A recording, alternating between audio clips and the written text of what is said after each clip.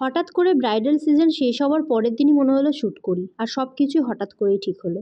2-3 দিন আগে ফটোগ্রাফারকে বলেছি, 2-3 দিন আগে মডেলকে বলেছি, আর কোনো ড্রেস কি পরাবো, কি লুক করব, কি আই মেকআপ করবো কিছুই ঠিক ছিল না। বাই দ্য ওয়ে, এই গরমের মধ্যে কিন্তু আউটডোর শ্যুটে আমি চার্মসে মিলানোটা ইউজ করে প্রচণ্ড স্যাটিসফাইড, কেননা আউটডোর শ্যুটে জানোই অনেক ঘাম হয়, একটুও আমার মেকআপ সেদিন ক্র্যাক হয়নি। আর তোমাদের বেসটা দেখালাম পুরো নন এডিটিং, আর এটা দেখো বাইরে পুরো আউটডোরের মানে সানলাইটে এত সুন্দর আসছিল লুকটা, তোমরা কিন্তু বলো কেমন লাগছে।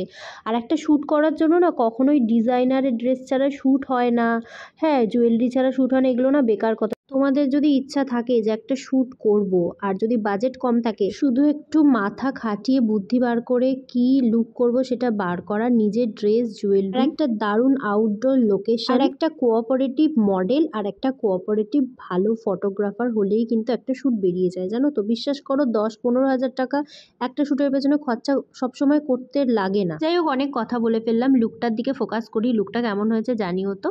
আর যারা যারা আমার ক্লাসে জয়েন করতে চাও, খুব তাড়াতাড়ি ক্লাস আমি স্টার্ট করছি, অবশ্যই আমার সাথে যোগাযোগ করো 8617785063 এই নাম্বারে। তো আজকের জন্য এইটুকুনি।